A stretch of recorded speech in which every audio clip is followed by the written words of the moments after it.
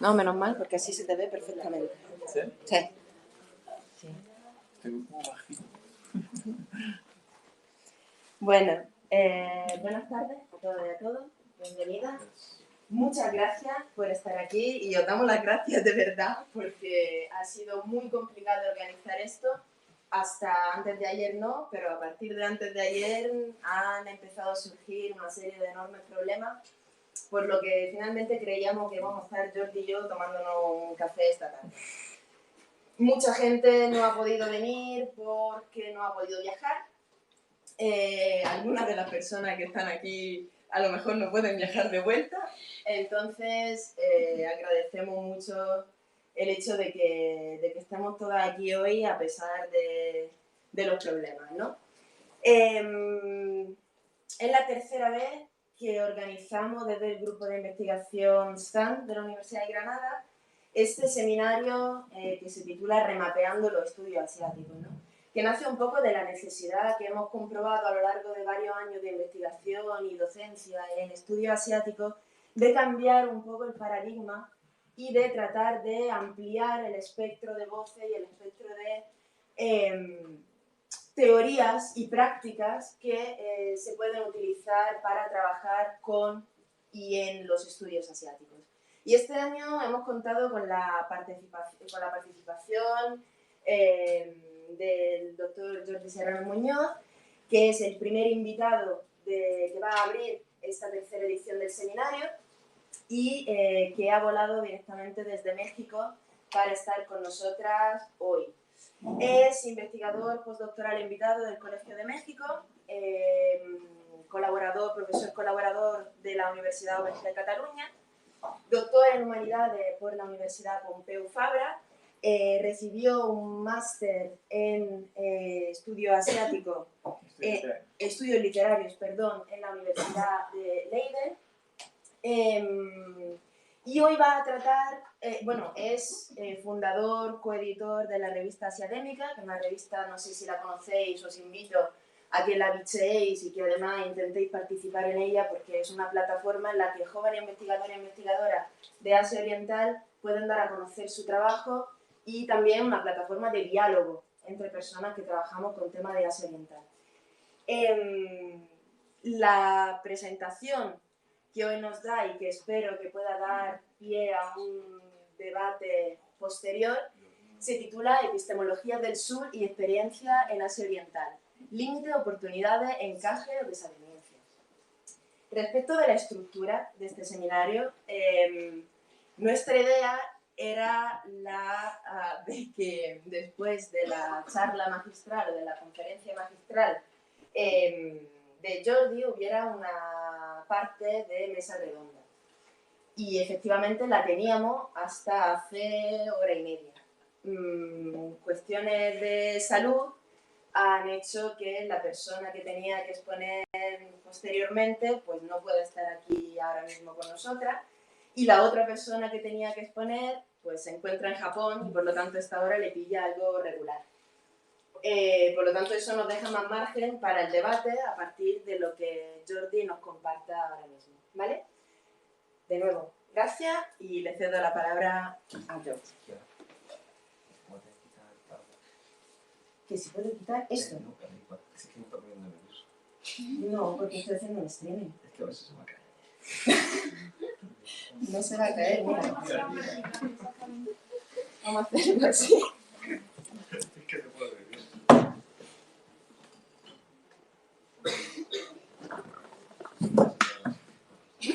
¿Te parece bien? ¿Estás mejor? Todavía puedes rebotar y caer, ¿eh? Déjalo. Podríamos palmarla toda ahora mismo, ¿sabes? También. Bueno, muchas gracias. Gracias, Kiara. Me gustaría empezar agradeciendo a todos vosotros por estar aquí. Gracias a la Universidad de Granada, gracias al Grupo STAN por invitarme y por tener la oportunidad de estar con vosotros. Además, con esta mezcla que tengo ahora mismo en el cuerpo entre los nervios por si pueda poder volver, la ilusión que me hace estar acá y además la gran responsabilidad, ¿no?, que supone iniciar cualquier tipo de ciclo en la persona que presenta cualquier tipo de actividad. Y con esto en mente, cuando ya estábamos organizando este seminario, pues dije, bueno, voy a intentar que mi presentación pues, plantee una serie de lo que me gustaría que sean preguntas, cuestiones que inciden al debate sobre precisamente el porqué de tener este tipo de actividades en las cuales pues, se busque promover el intercambio de conocimiento transformador entre lo que conocemos por el sur global. Con esto en mente, pues puse el nombre de límites, oportunidades, encajes y desavenencias a esta presentación, que básicamente lo que busca es esto, es defender el trabajo, digamos, con una perspectiva abiertamente decolonial, pero que al mismo tiempo incorpore constantemente un eje de autocrítica hacia cualquier tipo de búsqueda de una metodología fija. Y esto viene de una preocupación que tengo desde los últimos, pues desde hace unos meses. Hace unos meses hice una charla pues parecida a esta en el Colegio de México en el marco de un congreso, y al final se inició un debate que fue súper interesante, en el cual todo daba vueltas alrededor de, vale, sí está muy bien, pero es que la cuestión de querer inventarse, querer aplicar o querer construir una metodología decolonial siempre va a ser muy conflictiva. Siempre va a tener el conflicto como el punto, digamos, que lo atraviesa, ¿no? Lo que decían allá en el Congreso, decía la idea de struggle, ¿no? La idea de siempre tenemos que sentirnos incómodos. Entonces, a partir de aquí, pensé, vale, ¿cómo construimos esto? ¿Cómo construimos una forma de trabajo, una metodología de trabajo que no se quede meramente en la entelequia, en el decir, venga, vamos a pensar aquí sobre cómo de importante es decolonizar, etcétera, desde la academia, y que al mismo tiempo, es decir, tenga una utilidad pragmática, pero que no busque la autocomplacencia de decir, venga, por utilizar términos decoloniales, ya estamos decolonizando, ya somos decoloniales, qué fantástico estamos, ¿no? Es encontrar este punto intermedio. Además, creo que es un punto intermedio muy importante que debemos hacer todos los que trabajamos, digamos, atravesados por el eje del norte global, ya sea porque nos hemos formado aquí, porque trabajamos desde estas instituciones, y sentir, digamos, como el deseo taxonómico de buscar soluciones cortoplacistas, de venga, vamos a diseñar entre todos una metodología clara y fija, es peligroso y además hasta cierto punto puede ser contraproducente para los fines propios que tiene pues, el trabajo decolonial, ¿no? Es decir, hay que ser siempre un poco escépticos. En este punto intermedio de buscar estar inspirados por el pragmatismo y al mismo tiempo pues, no querer caer en trampas metodológicas, yo encuentro con mucha utilidad en los términos del profesor Boaventura Sousa Santos, sobre todo en tres términos que utilizaré un poco para estructurar esta charla, que es el de línea abismal, sociología de las ausencias y sociología de las emergencias.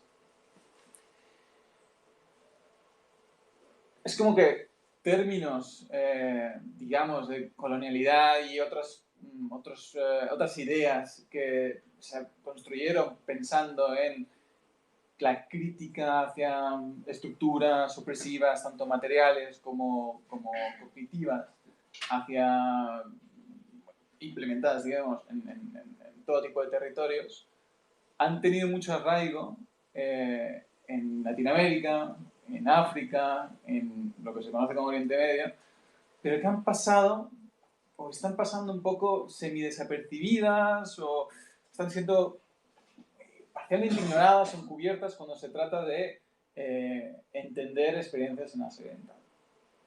Esto no quiere decir que no se hayan hecho intentos, o que no se hayan hecho intentos, muchas veces se hacen intentos además con otro tipo de términos que pasan desapercibidos por lo que se conoce como escolástica decolonial, que además es súper problemática, ¿no? Y lo que he intentado hacer precisamente es decir, bueno, vamos a mirar más o menos, vamos a hacer una panorámica de qué tipo de intentos, algunos intentos que se hacen de entender experiencias en Asia Oriental, precisamente con esta mirada de revelar injusticias cognitivas, injusticias sistémicas cognitivas, vamos a ver qué tienen en común gracias o a través de pues, este sistema o estas ideas de Boaventura. Entonces, esta charla va a tener estos dos pilares, ¿no? Por una parte, va a ser un pequeño repaso sobre una serie de intentos que considero que son más o menos paradigmáticos de aproximarse a la occidental desde esta perspectiva de denuncia de injusticia cognitiva y ponerlos en diálogo con las ideas de Boaventura para ver si podemos construir no una metodología, pero sí por lo menos pues algún tipo de sistema red que los ponga en diálogo con otro tipo con lo que se ha hecho de trabajo hasta entonces, ¿no?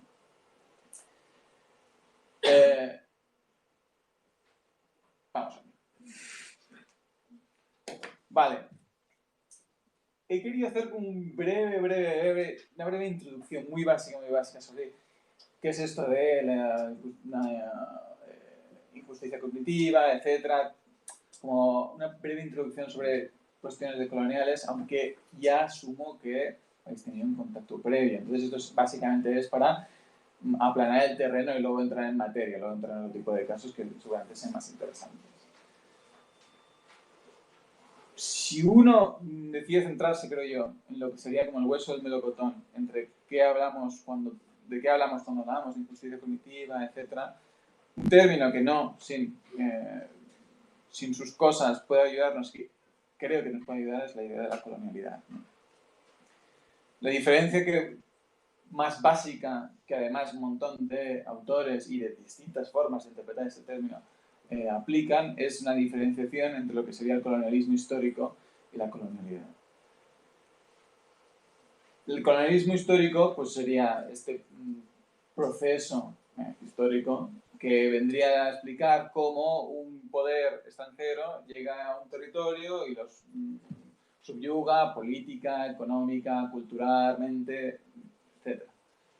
Mientras que colonialidad pues, es un término que nos ayuda a explicar cómo, incluso si este poder se marcha, las mismas estructuras desiguales no solo se reproducen, sino que se naturalizan y se integran. Este término de colonialidad pues, ha estado bastante discutido, porque incluso aunque se compartan sus bases, ha sido desarrollado y todavía se desarrolla desde ciertos puntos de la Academia del Norte Global. Se ha escrito mucho sobre esto. Yo no quiero entrar ahora mismo en el debate porque además es que no es el motivo de esta conferencia ni de este seminario. Pero es importante hacer este tipo de distinciones y recordarnos constantemente que desde donde estamos haciendo el trabajo también importa. Yo lo utilizaré porque creo que sigue siendo muy útil. Sobre todo sigue siendo muy útil a un nivel introductorio, a un nivel de no tener que perdernos demasiado precisamente en debates, digamos, en metadebates, ¿no? Vale, cosas muy básicas. Pues según Aníbal Quijano, la idea de colonialidad, para que nos hagamos una idea, actúa en tres dimensiones, ¿no? Pues sería la primera, más básica, la idea del ser, que es cómo nos describimos nosotros y describimos al otro. La idea del saber, que consideramos como conocimiento válido y que no. Y la idea del poder, pues cómo decidimos estructurarnos, organizarnos socialmente.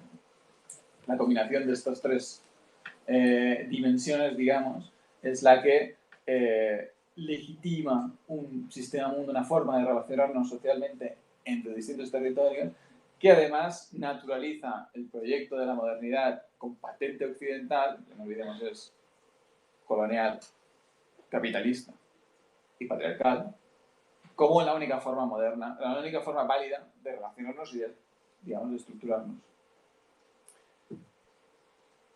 Pensar desde una perspectiva colonial no solamente es criticar las causas y las consecuencias de este sistema mundo, sino que es también ir un poco es tener siempre una mirada propositiva, es decir, vale, no quedarnos solo con la crítica, sino ir un poquito más allá. ¿Qué podemos hacer para cambiar esto?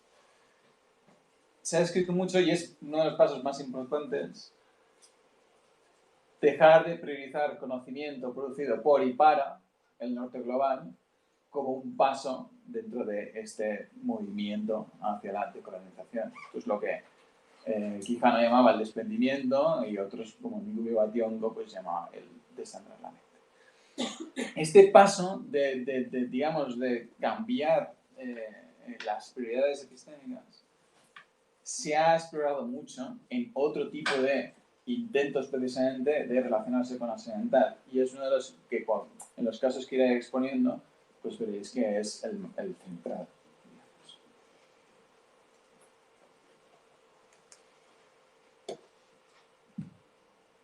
Es en este punto en el cual me gustaría añadir la cuestión de las epistemologías del sur. Como, digamos, como un término madre que ayude a agrupar todo tipo de intentos y que además no agruparlos como es el único cuenco en el que caben, sino como un cuenco posible que nos ayude más o menos a ordenar nuestras ideas, ¿no? Por epistemologías del sur, yo creo que debemos entender pues, todo tipo de luchas y de saberes que surgen de y en contra del capitalismo, el patriarcado y la colonialidad, básicamente. No corresponden necesariamente a un sur geográfico, sino que lo que buscan precisamente es acabar con la idea de por qué tenemos que llamarnos epistemologías del sur. No es reemplazar al norte, sino acabar con una línea divisoria, ¿no? De hecho, el tema de la línea divisoria es el que más desarrolla Boaventura cuando habla de la línea abismal. Por línea abismal define esta línea imaginaria que crea el poder entre todo lo que de pronto es válido, es existente, es natural y todo lo que es inválido, es ilegítimo. Por ejemplo, por encima de la línea abismal, pues tendríamos identidades, pues, hombre blanco heterosexual, prácticas como las políticas neoliberales o pues también conocimientos, pues digamos la tradición filosófica occidental. Mientras que por debajo de la línea abismal pues encontramos también identidades, también saberes como por ejemplo las epistemologías indígenas o luchas, como por ejemplo sería la lucha por el territorio. No es que dejen de existir, es que los centros de poder, los focos de poder, las identifican como no válidas, como cuestiones menores comparadas con las que están por encima.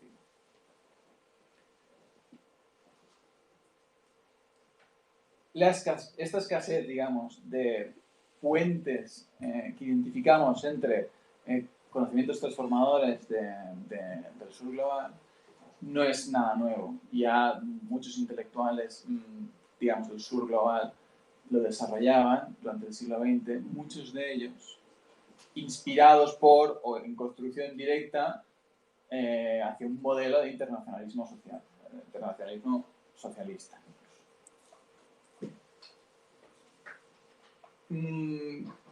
Ha sido, y para mí todavía es, una tarea sensible, pero muy necesaria, proveer de crítica al pensamiento marxista tradicional como paradigma emancipador para el sur global y al mismo tiempo reconocer sus éxitos y sus contribuciones a la construcción de solidaridades internacionales. El problema que tiene el pensamiento marxista con todo esto es que funciona dentro de unas prácticas, de unas lógicas y de unos conceptos también que surgieron y todavía trabajan demasiado en conexión con el proyecto moderno occidental. Este conflicto es precisamente el que reconoce el intelectual taiwanés David Hai-Kwon Kim cuando trabaja la figura del intelectual peruano José Mariátegui. Hai-Kwon Kim quiere rescatar en su trabajo a Mariátegui como un precursor, lo que él considera es un precursor del pensamiento decolonial. Mariátegui trabajaba mucho, tiene unos textos como el primer cuarto del siglo XX en el cual quiere ver qué hay en común entre las luchas de opresión en China con las luchas de opresión colonial en América Latina. Y él, la forma en la cual Mariátegui propone, digamos, establecer este diálogo es a través de los vínculos con el socialismo, ¿no? Y es su gran proyecto de Mariátegui de construir un socialismo peruano. Claro, Han Kung-Kim dice, es que esto está muy bien, precisamente está genial que se establezca un diálogo, pero ¿cómo hago yo para reconocer digamos, las potencialidades decoloniales del hecho de este diálogo y que al mismo tiempo se haga a través del socialismo, además un socialismo marxista ortodoxo, que a fin de cuentas pues parte de una matriz totalmente eurocéntrica. Lo que él propone, lo que Han Kung-Kim propone, y creo que al final acaba construyendo pues una de las bases de nuestro trabajo, si queremos relacionarnos con cuestiones decoloniales desde el norte global, es asumir esta paradoja, es asumir la paradoja, es decir, es que no hay que rechazar todo, hay que debemos asumir estos marcos conceptuales occidentales y trabajar con ellos si queremos como destituirles del halo hegemónico. No es separarse tanto, no es rechazarlos como si estuviesen apestados, sino decir, vale, vamos a trabajar con ellos, pero sin priorizarlo sobre el resto.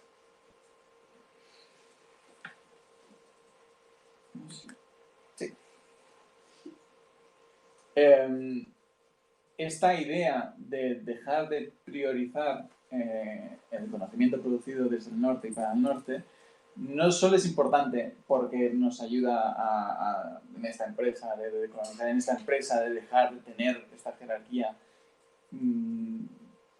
como inculcada en nuestro cuerpo y mente, sino es que además el pensamiento que hemos producido por y para el norte no es infalible, no es la mejor herramienta para dar explicación a todas las experiencias que se producen en todo el mundo, digamos. Ahí es cuando aparece la figura, digamos, de lo que Boaventura de Sousa Santos llama la sociología de las ausencias. De la misma manera que no existe un sur o un norte geográfico fijo, cuando hablamos de las epistemologías del sur, tampoco existe una línea abismal fija. Cambia, va fluctuando según el contexto y según el territorio. Es necesario encontrar entonces una forma de entender y de trabajar que nos ayude a identificar dónde está la línea abismal en cada sitio, dónde está, en qué punto unos conocimientos y unas identidades pasan a estar legitimados y otros a ser ilegítimos. Es este ejercicio precisamente de remapeo epistemológico el que me acaba llamando como sociología de las ausencias. Y él lo divide, digamos, en la búsqueda del reconocimiento de 5 monoculturas del pensamiento moderno eurocéntrico, que me sigue pareciendo un poco verboso, pero bueno, es como lo llama. La primera de las monoculturas es la monocultura del conocimiento válido, que es la idea de el reconocimiento automático de algunos saberes como los válidos, como los legítimos para relacionarse con el mundo, y el rechazo de aquellos que no justifiquen y legitimen el proyecto de modernidad occidental. Es en este punto en el cual hay una académica, creo que es gringa, Dani Barlow, que empezó a darse cuenta a mediados de los 90 que la mayoría de los debates que ella leía, que ella recibía, que estaba cansada de escuchar sobre si los países de occidental eran colonias o no, que esto es un debate que todavía se mantiene, pero que en su momento tenía mucha fuerza, están basados en una forma de entender lo que es una colonia, lo que es el colonialismo, con una matriz muy claramente eurocéntrica, ¿no? Y que eso no daba buena explicación a los fenómenos históricos que se habían desarrollado en Asia Oriental. Es entonces cuando empieza a trabajar en este concepto, en el concepto de colonial modernity, ¿no? Que básicamente es una idea que lo que busca es romper con la secuencialidad histórica entre pues, de la modernización viene una colonialidad. vino el colonialismo realmente. Y lo puso coexistiendo al mismo tiempo con un sistema en desarrollo de capitalismo global. Sí, es sencillo. Es decir, ella decía, tenemos que dejar de pensar como algo, como que esto es secuencial y que realmente lo que pasa es que está pasando todo al mismo tiempo. La modernidad no es algo que sucede en un territorio, en Europa, digamos, y luego se exporta al resto a través de, es que nos están copiando, etc. No, es que todo es codependente. Este paradigma de modernidad colonial, de colonial modernity, además, lo recogieron luego otros pensadores, por ejemplo, yo aquí solamente he cogido dos, Lee Hyun-jung y Cho Young-han, que lo intentan aplicar precisamente como herramienta para explicar cuestiones que suceden en China y en Corea. Y lo hacen buscando este deseo de ponerlo en diálogo sobre todo con Latinoamérica. Es decir, ¿qué sucede en otras partes del mundo? ¿Qué sucede en Asia Oriental? ¿Qué tienen en común? ¿Qué tienen de diferente? Pero saliendo de explicaciones que deban pasar, o sea, que siempre le hagan el bypass a es que todo pasa a través de Europa, todo pasa a través del norte. La segunda monocultura ligada a esta precisamente es la del tiempo lineal. Es la idea de el tiempo vendido como una línea recta, como una flecha, como un desarrollo providencial hegeliano de un punto A a un punto B, que en su aceptación pues acaba ignorando otras formas de entender el tiempo, cíclicas, circulares o planas, que además pues han tenido arraigo y han tenido su desarrollo en otras partes de Asia Oriental. La tercera de las monoculturas, la tercera y la cuarta, es la de la clasificación social y la de la productividad. La de la clasificación social es la idea de entender la forma en la cual nos estructuramos socialmente como el producto del paso del feudalismo a las sociedades industriales. Es decir, como este desarrollo histórico que sucedió sobre todo en Europa, intentar venderlo como es el que sucede en todo el mundo. Esto además en Japón se ha visto mucho, cada vez que se intenta hablar de la época Tokugawa, por ejemplo, como una época feudal. ¿Qué quiere decir esto de feudal? Utilizar términos de historiografía europea para aplicarlos sin matices a otro tipo de historiografías.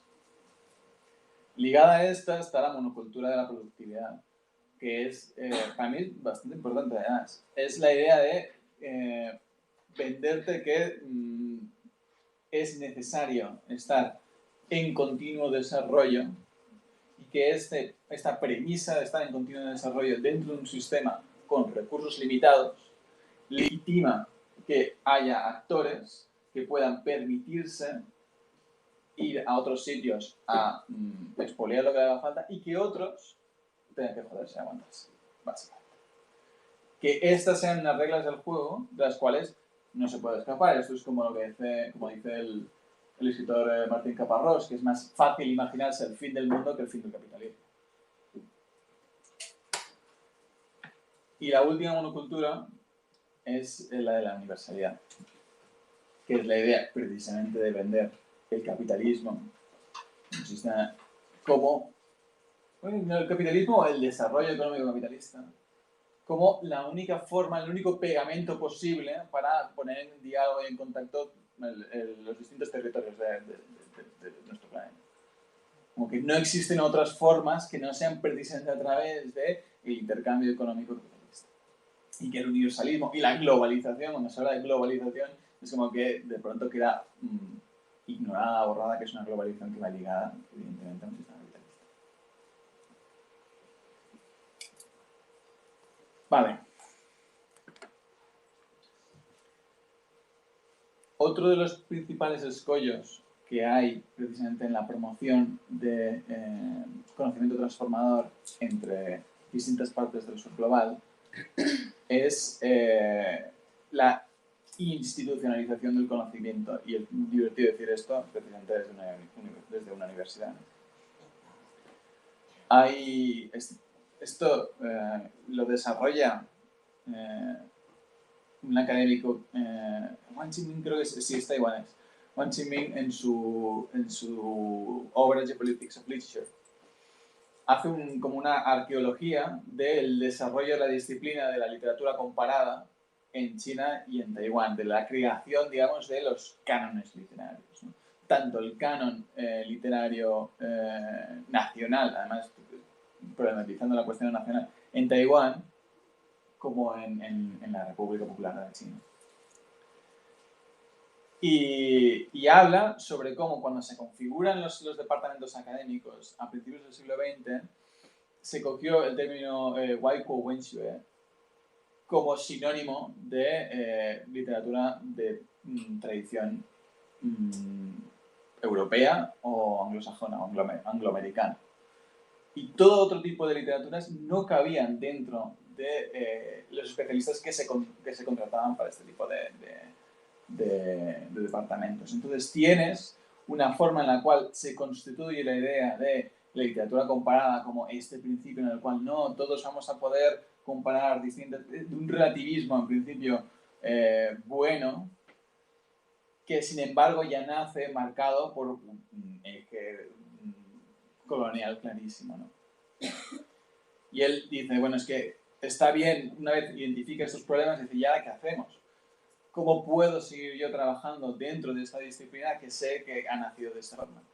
Y su propuesta es bastante radical, es cargarse la disciplina totalmente y hacer un proceso de refundación, de que venga, vamos a redefinirla siendo conscientes de todo esto, vamos a cambiar no solamente los planes de estudio, sino también quién se controla en las universidades. Y ahí ya abre una caja de Pandora tremenda.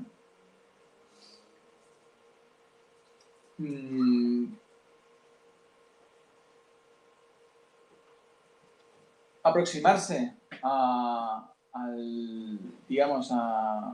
los conocimientos al intercambio de conocimientos en el sur global desde una perspectiva además de colonial implica un montón de contradicciones y muchos días vienen precisamente a la hora de identificar dónde están las líneas abismales, ¿no?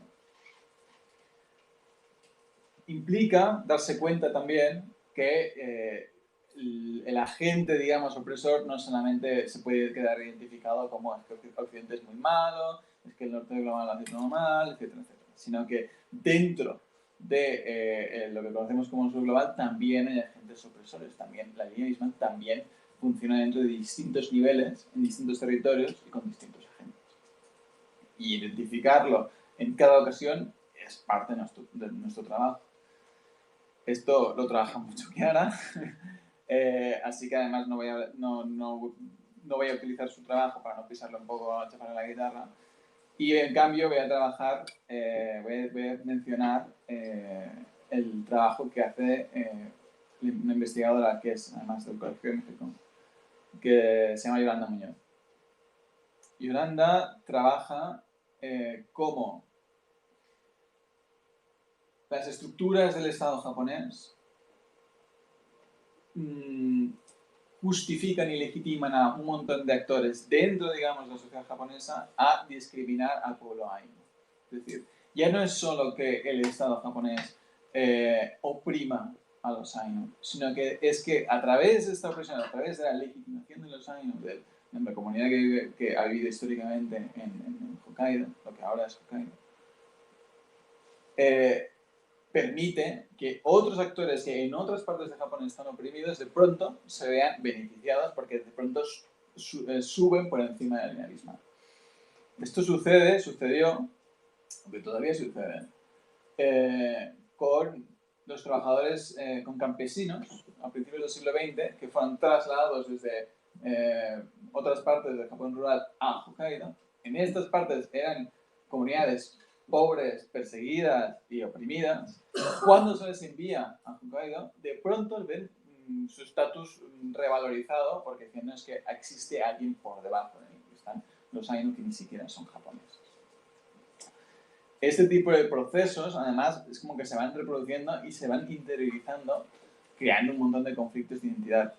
Y no es nada, digamos, un proceso meramente histórico. Esto, por ejemplo, hace un par de semanas salió en la prensa que el Comité Olímpico Japonés, ya veremos si se celebran las Olimpiadas, pero el Comité Olímpico Japonés, en el diseño de la ceremonia de inauguración de los Juegos, primero había incluido presencia de los Ainu y luego de pronto desaparecía. Es como que cuando hablaban de Japón grande y diverso, los Ainu desaparecían. Y tiene además como el agravante de que parte de los juegos se celebran en Hokkaido. Es como que ni siquiera se les va a reconocer este tipo de... se les va a dar este tipo de reconocimiento.